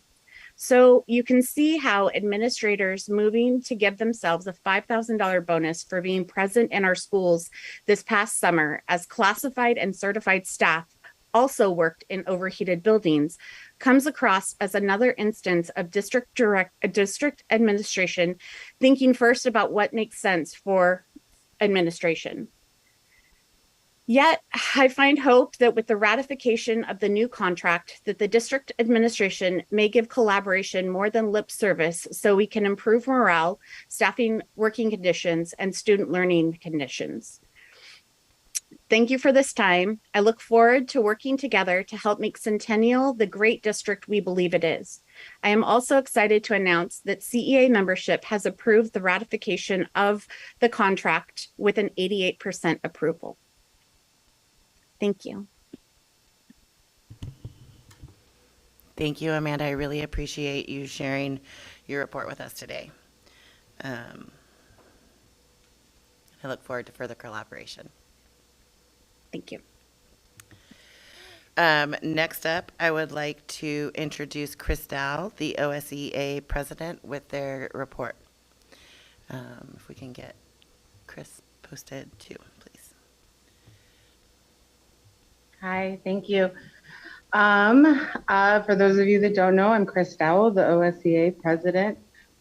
Most of my message tonight, I actually sent in your Labor Day message from the president that was forwarded on to our members. And as I said in our message, I really want to take this time to highlight the people that are the framework of our district, and they are desperately needing fully staffed coworkers.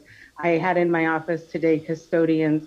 Our people need to have their coworkers there working for them, and we are just grossly understaffed. I appreciate the efforts. The district and I have been meeting to come up with some sort of creative, collaborative plan so that we can address wages. But at the end of the day, for our members, we need to feed our families, we need to pay our bills. And at this time, our employer does not pay us enough to do that. And like I said, we are hopefully moving forward and will continue to move forward in these conversations, but change has to happen and we need it to happen with some urgency. That all being said, I am, as I have said all summer, I am more excited. This is my 10th year in the district, and I am more excited about the work that we're doing. I am hoping that we are shifting into this action quadrant, and our staff do need to be part of that plan. I will also offer that as I appreciate our paths for some of our staff to become educators, for some of our staff, we are not interested in further education. We are not interested in becoming educators, and we really need to be recognized and supported for the work that we do. We build things, we fix things, we clean things, we cook things, and all of that needs to be seen in the same light as we highlight the administrators, as we did at the beginning of this meeting. I hope that as I do feel like things can be shifting, I hope that we are able to highlight all that do the work in our district. I'm looking forward to the presidency, and I am hoping to continue the collaborative work that has begun. Thank you. Thank you so much, Chris. I really appreciate your report and look forward to also partnering with you as this year continues. At this point, I'd like to break for a quick 10-minute recess, use the bathroom, stretch your legs, and rejoin us. It's 8:27. Let's go ahead and say at 8:40. So I'll give you, well, now it's 8:28, so you get 12 minutes.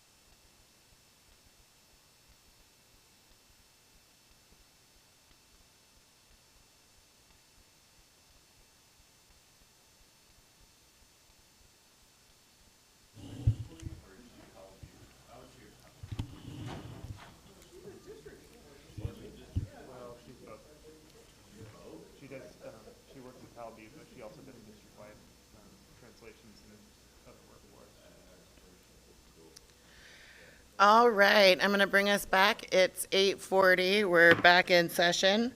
Um, Next up on our agenda is confirmation items, and instead of confirming all of these en masse, we're going to pull out 6.5.4, the Summer School Administrator Initiative, to get a little bit more understanding of that one. And so, do we want to? Let's pull that one out and Motion. move that. Oh, Yep, sorry. go ahead. A motion to pull line item 6.5.4, summer school administrative incentive, And move it to new business. and move it to new business, sorry. I'll second that. All those in favor, raise your hand and say aye. Aye. Aye. Opposed? All right, that is approved. We will be talking about 6.5.4 and under new business. And then for the rest of the confirmation items, I would love a motion. A motion to confirm the confirmation items as is, besides the 6.5.4. Chair, may I step in? Please. On the printed agenda, you are missing one item for hires. Oh. It came in a little late today, but it is in board book. I just wanted to make you aware of that. And here, this is the problem with me feeling like I can just go off of paper and not No, be no, I technology. should have made you aware of that. But I wanted you to know now. Great, and so that's before.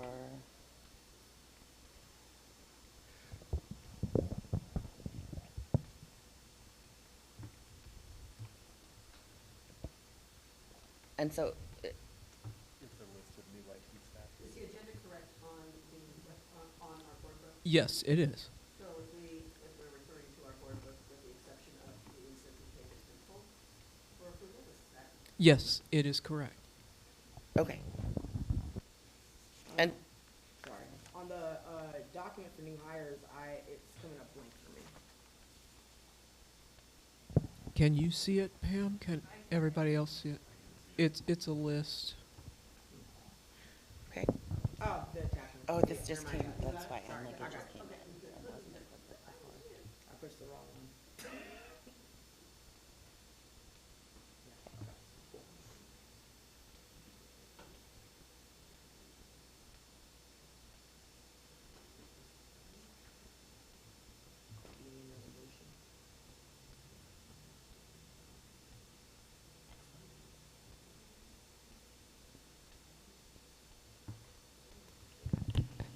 Yes, please. I motion to approve the new hires as well. Second. So the motion is to approve as listed in board book, which is the current listing of all confirmation items with the exception of the incentive. You want me to say? I now know what they're coming. Fantastic. Fantastic. I'll second that. Excellent. Is there any discussion that needs to happen? Let's go ahead and take a vote. All those in favor, raise your hand and say aye. Aye. Aye. Aye. It is unanimous. We have confirmed all of those items. Next up, yep, we're moving on to old business. We've got a second read on policy JHCD-AR.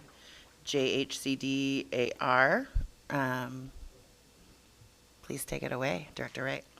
Good evening, Board. Good to see everybody this evening. We are doing a second read of the medications policy. Earlier in the summer, as a board, you approved JHCD medications policy, but had questions regarding the AR. So I'm here to share some additional information, and then am putting in a suggestion that the AR be adopted. So in the AR that's in the board book, you can see there aren't any additional steps added to our AR. in confirming with and consulting with MESD medical staff, their nursing supervisors, they have suggested, and they've provided 2 documents that are in board book. There is the MESD School Health Services naloxone protocol that they have put in place that will be used across Multnomah County. It highlights who the steps apply to, which would include their nurses that we contract with and their school health assistants. And then as a district, we would determine which staff would be specifically trained. They list the training requirements.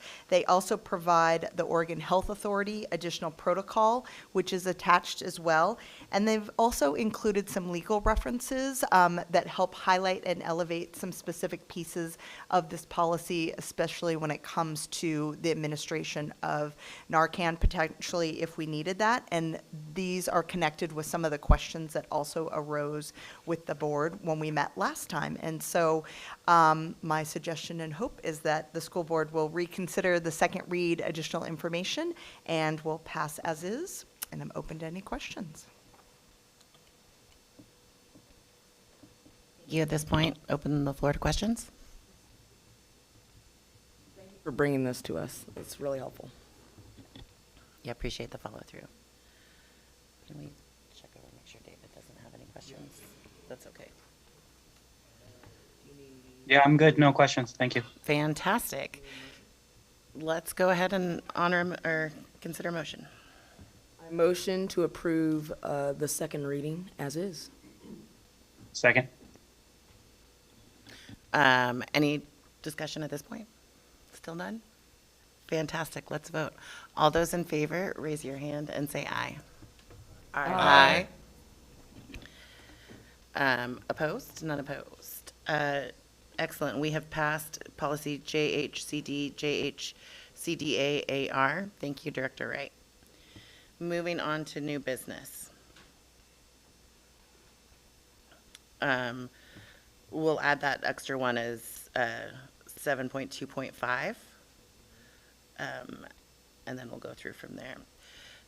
So first up, considering ratification of the ECBC, CEA, and CSD contract agreement. Dr. Katsuda. Thank you. So effective June 30th, 2022, the employment agreement between, or with the Centennial Education Association and the Centennial School District has expired. It is recommended that the agreement for this bargaining group be approved by the board effective July 1st, 2022 to June 30th, 2025. Excellent. Can I hear a motion, please? Motion to confirm the CEA and CEA and CSD contract agreement as is. Is there any discussion that needs to happen? Please. I don't want to, without what I'm doing, construe as a lack of respect or support for the teachers. I fully support CA and the whole thing for equitable ways of working with teachers and such. But I feel that as a newcomer to the board, my very first meeting here, I was not involved in any of this process when it was taking place.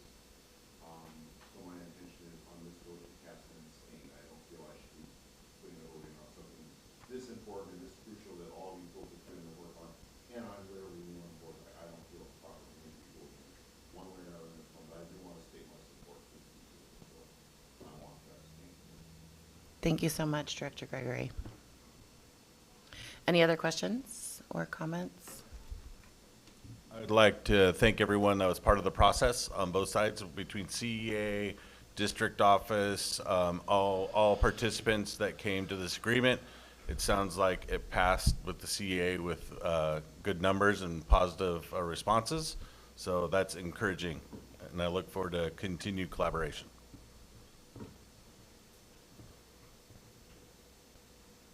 Anyone else? Great, let's go ahead and take a vote. All those in favor of ratifying the CEA and CSD contract, raise your hand and say aye. Aye. Aye. Aye. Those opposed? Abstain? We have a vote of 6 approve, 1 abstain. And with that, the ratification of the CEA and CSD contract has been ratified. Yay. Thank you, Dr. Katsuda. Next up, we've got a first read with option to adopt on policy BBBA with Superintendent Owens. Great. Just trying to line up my board book here. I'm viewing it in a new way tonight. All right, so you'll see the first one here is with our new batch of policies. And these are revisions to BBBA to better align with the criteria in statute and the Oregon Constitution. Let me see, is this for board member qualifications?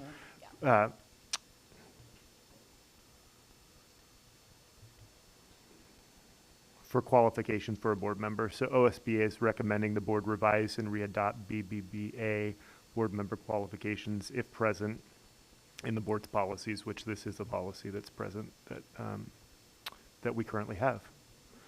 You will see in board book that you'll see some things that are struck through and some things that are added. This is a first read with option to adopt, so if there are any questions or comments, we can take those and into consideration or discussion, or we can do a second read next time, however the board wants to handle it.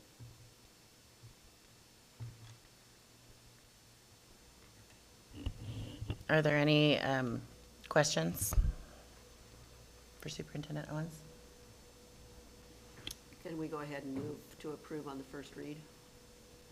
I'd like to make the motion to approve on this first read. Now, is there any discussion that needs to happen? I do have a question. I was curious maybe why the strike through of the 18 years of age and 20 days of why the strike throughs kind of happened. At So least 20 calendar days immediately preceding, It looks like that has gotten stretched to 1 year. Oh, thank you. Yeah. So they want you to be in the district for 1 year.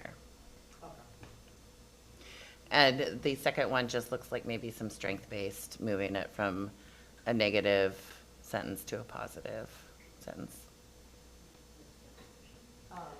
Well, it's, real quick, does that still mean that those that are age 18 can run?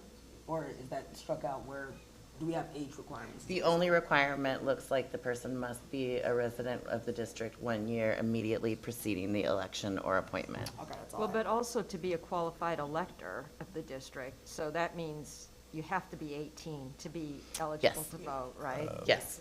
But it just says a qualified elector, so it doesn't mean that they're registered to vote. So your question is, I think, somewhat relevant. They don't have to be registered to vote. It doesn't look like they can be.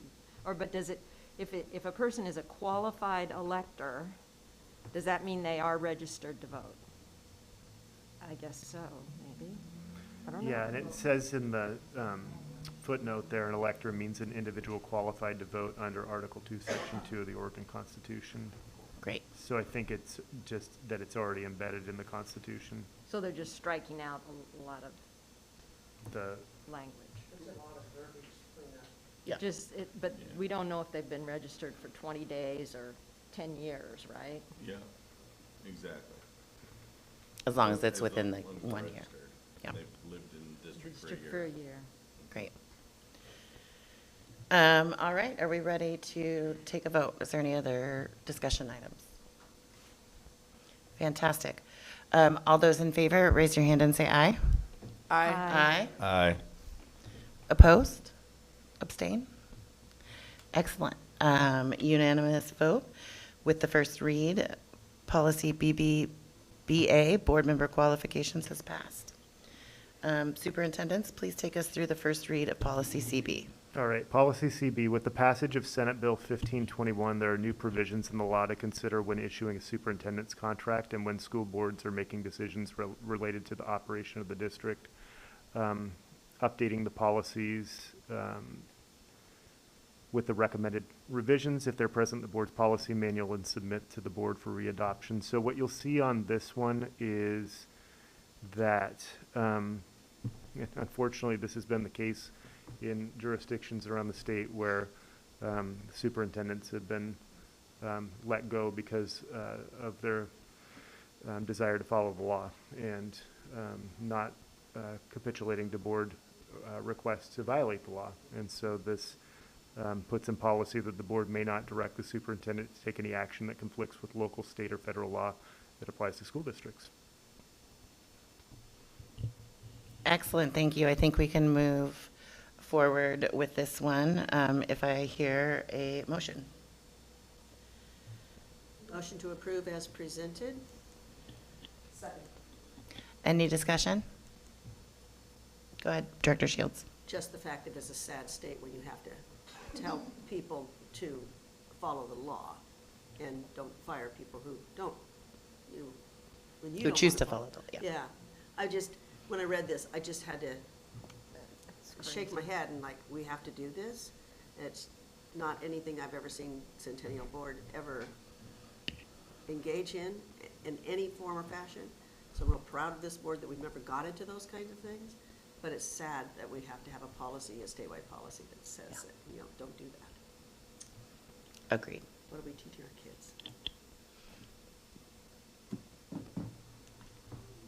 Anyone else? Fantastic. Let's vote. All those in favor, raise your hand and say aye. Aye. Aye. Aye. Aye. Aye. Opposed or abstain?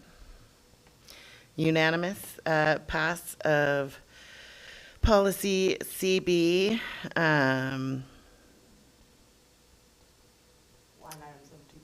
Yes, 7.2.3, thank you. I was trying to come up with some funny. Sorry, I was getting ready.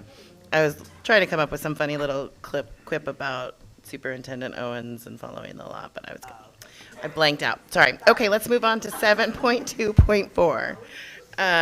Let's do a first read of CBC.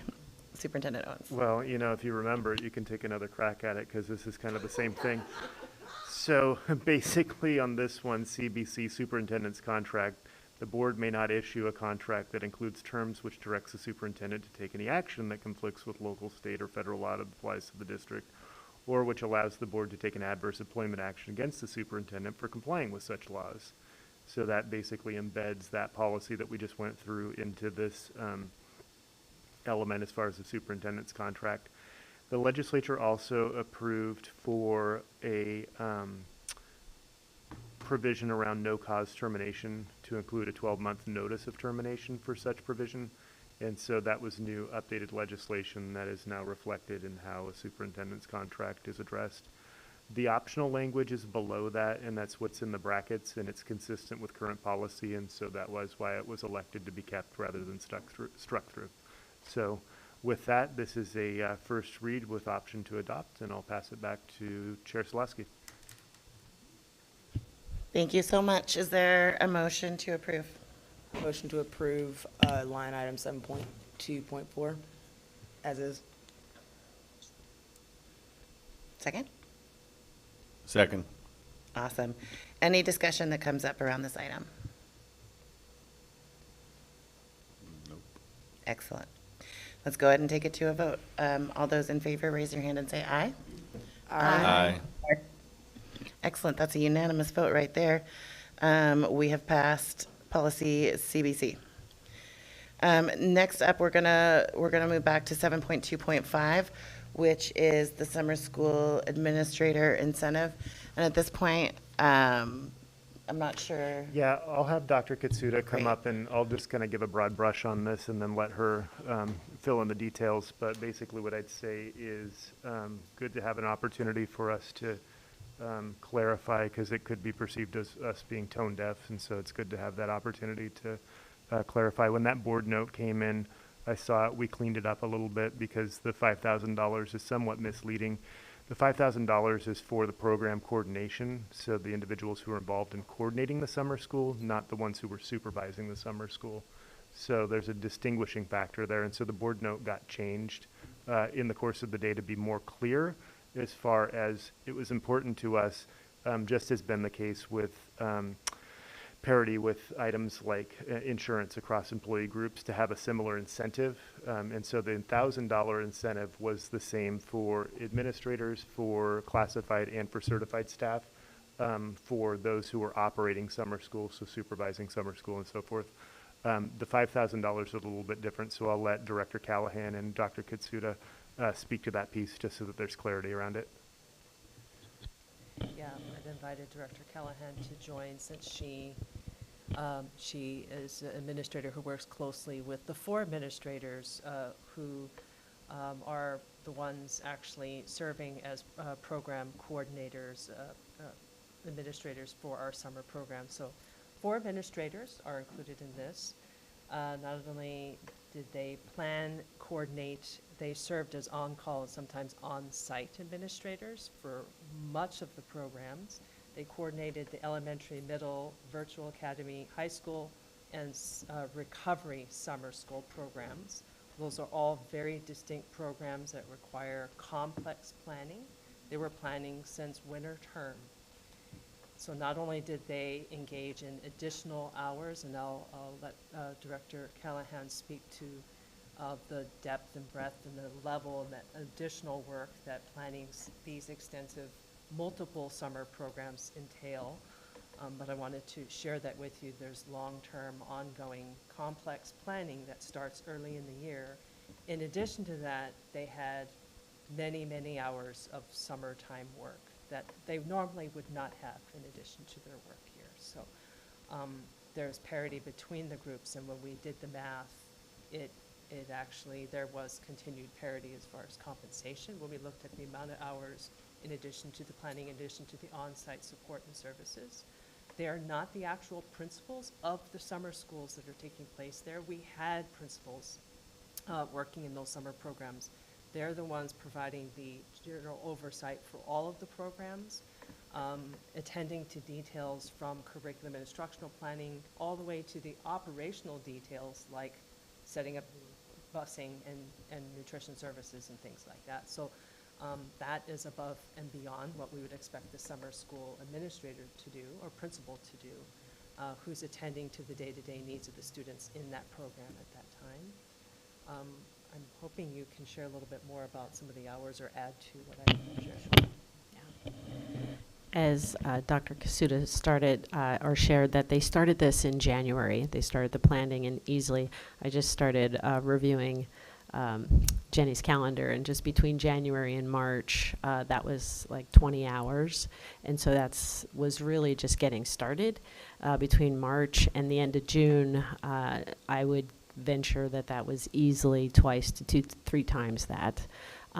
Literally building a school at every level, so elementary, middle, high, curriculum instruction, the organizational piece, communicating with administrators, identifying who the students were, making sure that we can stand up 3 different schools with safety, with protocols, with food, with transportation, with curriculum, making sure that the curriculum was ordered and they had all the materials they needed.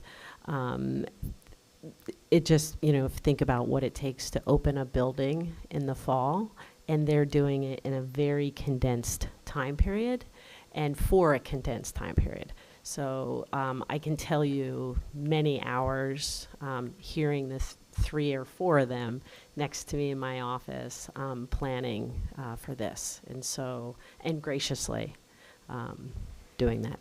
And this is on top of their normal responsibilities. So yes, keep it is. in mind, the summer school is an added thing. It's a good thing, but it's an added thing, and we don't have extra administrators to assign this to. So Jenny's doing this on top of running CVA, on top of helping support curriculum, and then adding these summer school responsibilities as well. So it's good to have the opportunity to, again, clarify what that incentive difference is.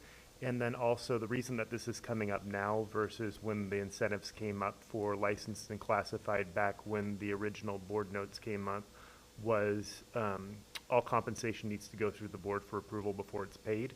And so it was caught that particular board note did not go through at the same time as the OSEA and CEA. So this is just us catching up to say, oh yeah, before we can pay this, we have to have board approval for it. So, Dr. Katsuda, I don't know if there's anything to add to that. We actually had determined their compensation a little later than the other groups, and so if we had presented at the next board meeting, we probably would have had them all together, and then in the course of time, that kind of fell between the cracks. These 4 individuals, I can't tell you, I'd have to go in and count at a moment to count how many summer school staff. They hired all the summer school staff within a matter of several weeks for programs spanning K, post-12. So it's quite an undertaking, even just peeling apart hiring, right? Just looking at that alone, and the evaluation of the overall summer program. I mean, it's much more comprehensive and intensive. And again, work above and beyond it's additional hours of work above and beyond their actual job, so. Go ahead. Thank you for explaining this more. I just want to make sure that I am understanding. So for the program coordination, who was in charge of that? Jenny, Lucas, Sonia, Ann, and Laura. And they're current They're all administrators. The Sonia, Ann, and Jenny are in the district, and Laura Scully is at the high school. Okay. And so I guess I'm just trying to understand, because as a person that comes from a very strategic planning background, created many programs, I'm trying to understand what is the issue, and that maybe that's something we may, or maybe they're just not have been clearly understanding what that this is for, because obviously if they're doing work for their regular jobs and then they're having to do more on top of that, I think that requires that stipend. Like, Yeah. they're doing double the work. So I'm just trying to understand what is the problem. I think, correct me if I'm wrong, anyone, but my understanding is that the original board book note was not very clear that it was for those people and not just all the administrators. Okay. And so people may have felt that, like, we were giving the administrators $5,000, okay. but the teachers only $1,000. Okay. So in reality, we were giving the teachers $1,000, the administrators $1,000, and the people who put it all together, they're the ones that are getting the $5,000. Okay. Yeah, the irony was that there was an intention around parity that was discussed explicitly on our administrative team, and then the board note didn't reflect that. So it made it look like it was a $5,000 for on-site administration when it wasn't. So the board note was revised today to better reflect that. Perfect. And are we going to be in conversations with our classified staff and support staff so they understand the changes that's been happening? I see that there are some on the call, so hopefully they're hearing what we're saying right now. Cool, thank you. Director Shields. Do you meet regularly with the OSCA and CEA representatives? Yes. If that's the case, would they have had any opportunity to have reviewed the board note with you if there was confusion about $5,000 being paid to every administrator versus $5,000 being paid to 4? Not in time for the board meeting, no. So our meeting happened before the board note came out. So if the meeting happened before the board meeting came out, do you have any reservations about taking a phone call from the leadership from any union? to Absolutely clarify not. anything that comes up? I welcome questions and communication. Yep. This is the second time that this has happened, that has created a controversy, if you will, out of nothing. We've been through this before. I'm disappointed in CEA for jumping the gun and not clarifying with you prior to their outburst tonight in their report. Yes, that we need to clarify. Yes, it needs to be clear. I don't disagree with any of that. But to make statements and assumptions without clarification prior is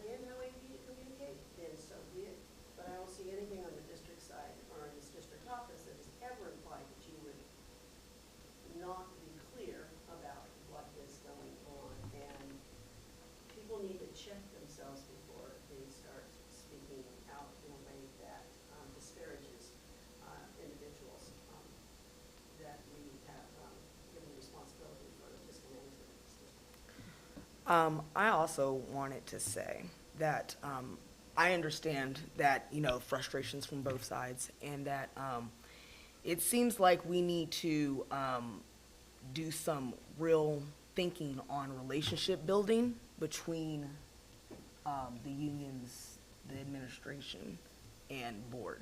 Because I'm feeling like there's like a lot of lack of communication. A lot of people aren't talking, and there are folks that are getting upset. And so I feel like we need to really sit down as grown-ups and really start talking about what is the goal here. Because the infighting and then bringing it to that's not how I do business either. But I also understand where they are feeling unheard because of the stress of things. So I really do think that it would be our due diligence that and I don't know about capacity or what that would look like, even if it is virtual. But I think that we should start having that conversation, because if this is a continuation, like you said, and we're still having these communication issues, we need to get to the front of the problem instead of reacting all the time. We need to be proactive. Before we go back to Director Shields, I was curious if any of the other directors had questions or comments. Director Lynn? No? Go ahead. Just response. How often do you meet with the union? Both unions twice a month. And these are pre-scheduled, and we have an ongoing, open, transparent agenda. Anyone can put any agenda items on the table. Perfect. And the meetings exist in the spirit of collaboration and working together to address any issues that come up, head off any issues that may come up. Exactly. So it's actually set up for that very purpose. Are board members invited? Not to those meetings, no. Not a role of a board member. Well, Yeah. Yeah, exactly. At this point, I would like to shift the focus back to approving the summer school coordinator incentive, and really in honor of those 4 individuals who worked very hard to ensure that summer school happened, and everything that happened along with that. So, yeah, at this point, I'd love to hear a motion to approve the summer school administrator. I motion to approve the summer school administrator incentive. I'll second. Any discussion on this topic? Great, let's go ahead and take a vote. All those in favor, raise your hand and say aye. Aye. Aye. That is unanimous. We have passed the summer school administrator incentive. Big thank you for your work and for their work as well. Thank you. That concludes old business, or new business and old business. So for future, we do have one future agenda item that I would like to bring up, and that is a conversation about in-person board meetings. I think that there has been, since we've been in this COVID world, there has been a lot more flexibility, I think, to feel like folks maybe can just can meet virtually. And I think that I have a proposal, and I'd love to hear everybody's thoughts on it today. I think that freedom is allowed to us board members, but it's not necessarily allowed to the cabinet and other folks. And so I would love to open a conversation to see about maybe we do our first meeting of the month in person and then move the second one to virtual for everyone. But I would love to open up the floor. Okay, question. Because it's under future agenda items, I was confused. So, it is up for discussion tonight? Well, it's not up for a vote tonight, but I would just, Okay, I just would, opening the topic. just opening the topic. And I would invite, Dr. Andrews kind of brought this up, and so I would oh, I'm sorry, Director, I can call, yeah. It's getting late. Director Andrews, I would welcome you to go ahead and please speak on this. Well, I just was kind of felt bad for staff the day that you and I were the only board members in attendance in person, and all the staff were here, and I would have felt very bitter if I was a staff member and didn't have the option of taking the call remotely. And so maybe we can plan at least one meeting a month to be remote so that everybody can be remote and have an opportunity to get home before they have to join the meeting and a variety of things like that. So I think that it would be good. And then the ones that we have in person, we all rededicate ourselves to trying really hard to be here in person. Although I have always enjoyed the option of being remote if I'm out of town or not feeling well or whatever. I have taken advantage of that before COVID even. So I'm hoping that we will retain that option. And staff members could do that as well, I would think. Anyway, that would be my hope. Thank you, Director Andrews. Go ahead, Director Fuller. I think this is a really big call to accessibility, and meeting folks where they're at, including our staff that come and devote a lot of their time after work. I really like the idea of having like one in-person meeting, which is the big meeting that we're having the first of the month, or around the first of the month. And then our work sessions to be virtual, which might actually make more sense because they are more of work sessions. So we will be maneuvering on our laptops and stuff like that. And I think that would, it will take away that stress as well too of doing that. And that way we can, again, like Director Andrews says, we can redirect to making sure that we're making it to those meetings. Of course, having openings for, life changes, work changes, different things like that. So, yeah. Are you going around the room? Yeah, I'm opening, the floor is open. You look like you might have something to say, Director Shields. Well, as those of you who have been reading your email know that I jumped the gun and had to apologize because I did not read down to the bottom of the agenda to see the topic. Because it was, as you were saying, Director Andrews, it's like, and I too have done the same thing. It has been good to be able to have the flexibility for the various reasons that you already stated. I would hesitate, and this is my only maybe caveat, there are times when meeting in person and together makes a difference.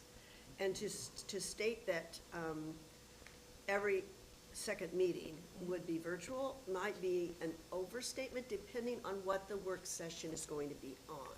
Because, we were at a meeting just the other night where we were doing the stickers and we were doing small group and we were doing things that the district staff may need us to do some of that work. So if we could be flexible about saying, and this work session, could we all be together to do the work?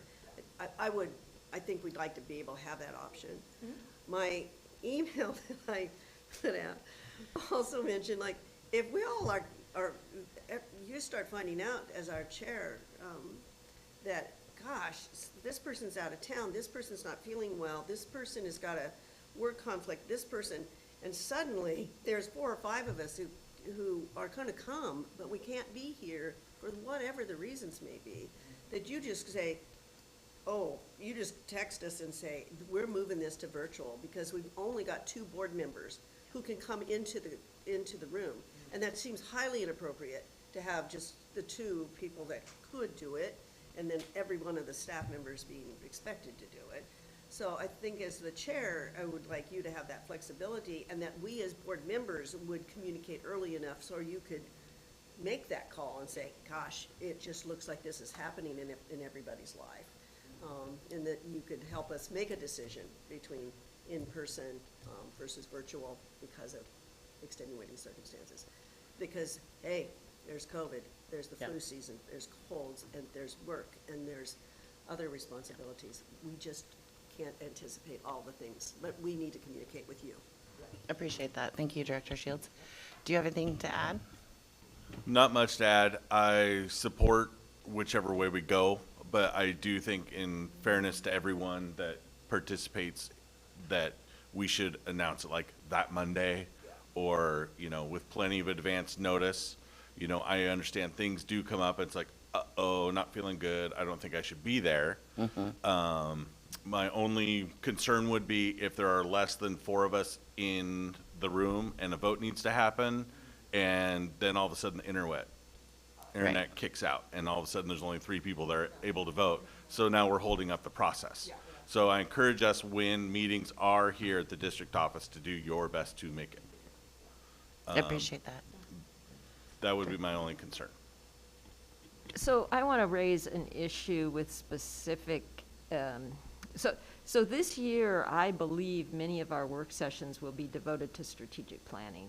And I think they should be. And I think we should be deeply engaged in strategic planning this year. So I'm wondering if we need to flip the ones that we expect to do in person versus the ones we need to do on remote, or we would do remote, just because of what I think is going to be a fairly large agenda for the year with regard to strategic planning. That's just a thought, and since we're not making any decisions tonight, we can maybe think about it a little bit more. Director Lynn, do you have anything to add? I would just say I have no problem with kind of the status quo. I don't necessarily see the problem as it stands. I trust everyone to make their decisions, and I trust that people are trying to make it in person when they can. And when they have other reasons why they can't, they won't. And I trust administration to give leeway to employees to Zoom into the meetings if they can, if it's appropriate, if it works. And so I don't necessarily see that we need to create a system separate from what's already going on. Thank you. I'd also ask a question of Superintendent Owens about the any potential impact of that you see. Legalities? Yeah, or like, you know, as far as like, we'd still probably have to have some staff here. I'm looking at you over there in the corner, running things, you know. Are we going to have people here anyways, you know? Yeah, I mean, it depends on if we call it all virtual and do a cadence of meetings where we know it's all virtual and we do a hybrid that way, then we know what to expect.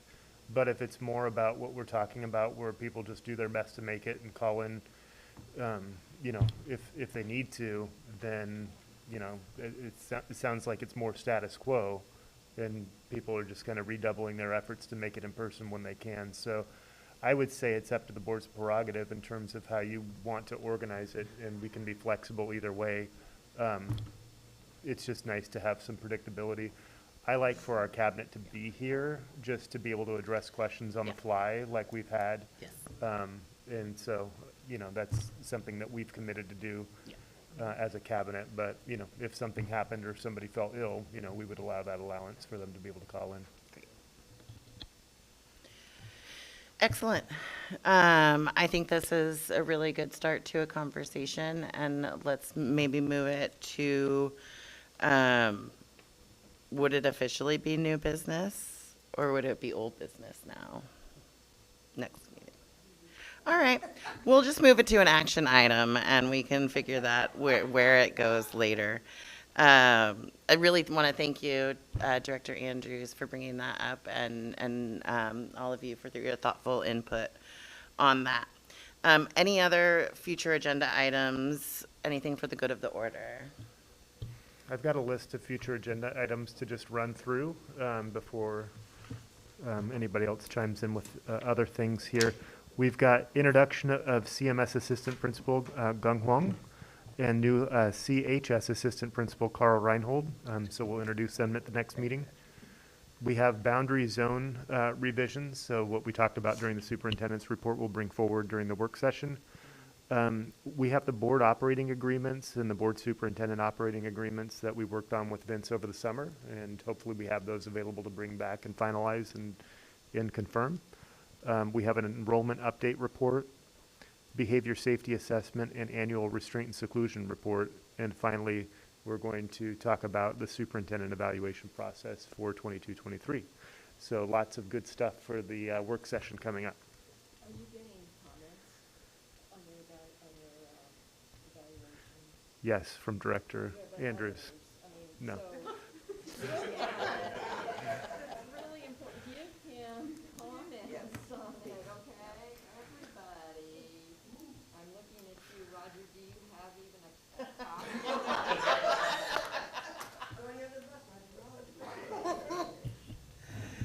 Well, I just want to say that so far, I've been really impressed with everyone's dedication to finding solutions to challenges that Centennial faces. I see my role on this board is to help support all, whether it be administrators, teachers, classified staff, whatever capacity, especially the students. I want to see a spirit of collaboration in this district where everyone's worth is valued. I don't want anyone to feel underappreciated or disrespected. And I feel that the two ultimate goals in my mind as a board member is to equip students for whatever path they choose, whether it's college, career, maybe postponing college, maybe it's trade school, whatever they want to do. I want Centennial to be able to equip them.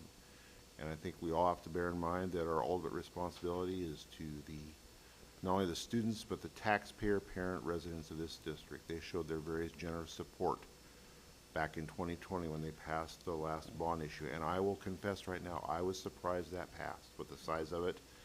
And it struck home to me what others have known for years, that once an eagle, always an eagle. And I do appreciate that. Even though you've got an import on the board, I'm a North Eugene Highlander from way back. But my wife is an alumna. I have a daughter that's an alumna of this district, and I am committed to doing what I can to help make a difference. Thank you so much, Director Gregory. We're thrilled to have you here. Any other things from folks? Yes, Director Shields.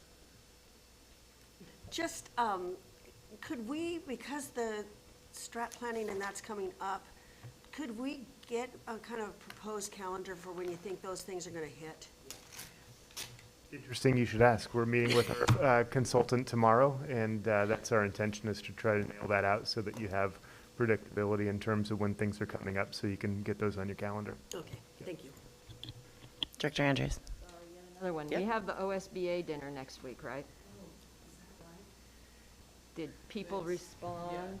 3 people responded. I think it's a week from tomorrow. Let me, it's not next week, it's the following week, I believe. Okay. September 29th? Yes. Okay, 2 weeks. 5:15. Right. During homecoming? Next day is homecoming. Yeah, but I mean. But Powder Puff is that day. How could we miss that? I don't know. Okay, sorry. Yeah. But there are three people who responded and said they wanted to go, so, and MESD is sponsoring, hosting, they're moving forward, so if anybody's changed their mind, you need to let me know very quickly. Oh, Roger. Thank you. And, Okay. yeah, and. I'll send you the information. And I would like to put in a plug for this year, because this year there's a legislative session. And yes, right. And so OSBA and MESD are both very, very active in helping get us motivated to participate in the legislature. And so I'm assuming, although we haven't heard what they're going to talk about at this, but I'm assuming we'll start getting engaged in this legislative process. So I would really encourage everyone, in spite of the Powder Puff game, to try to attend this dinner in 2 weeks. I'm sorry, I'm off, but 2 weeks from tomorrow. And they're working on the agenda. Someone from Barlow asked for the agenda a couple of days ago. So there isn't an official one yet, but it's being worked on. I will try my best.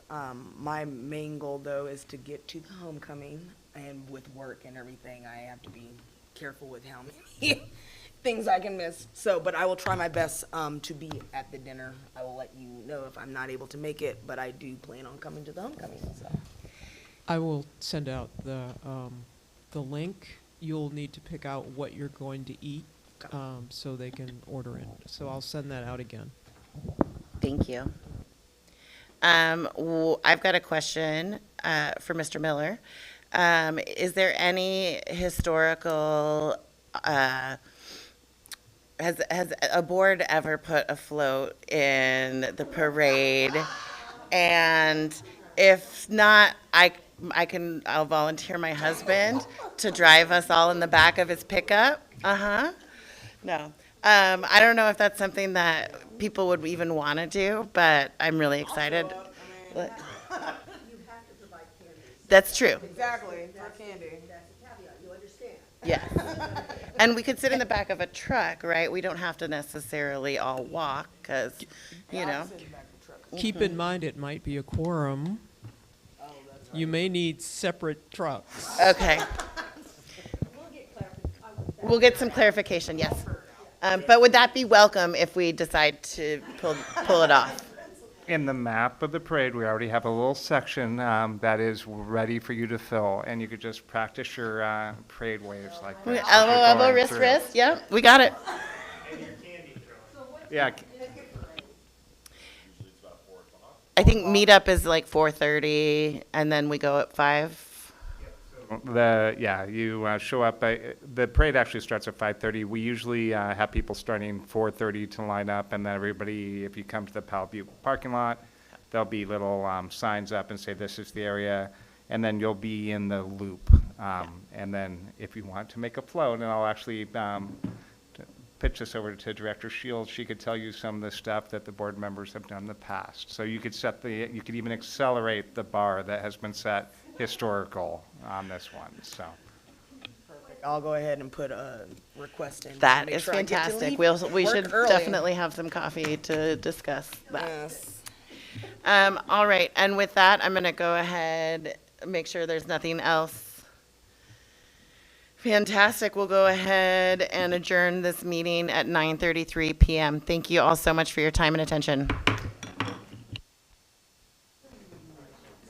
Night, everybody. Bye, David.